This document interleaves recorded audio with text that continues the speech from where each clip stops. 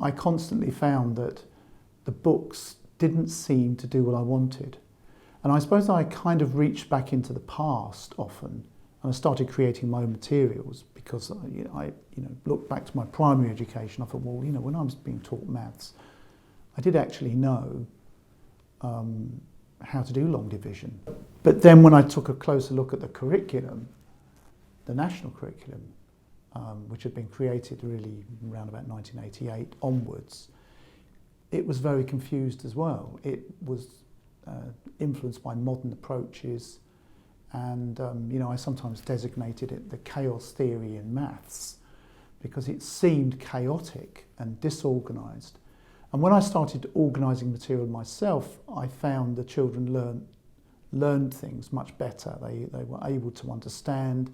There was a progression, and I started to think it all through, particularly with the maths, and that's how the first textbooks came about. When I went into W.H. Smith, I think I've told this anecdote many times, but the book manager there was very annoyed with me one day, and she said to me, "You keep complaining about the number of books, or the poor books we have on our shelves."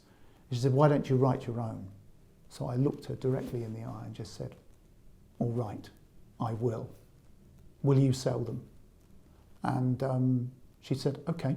So I brought the first 100 books into the shop after a few weeks' work on book one, and all of them had sold by the end of the week. And she said, "I think we're onto something here."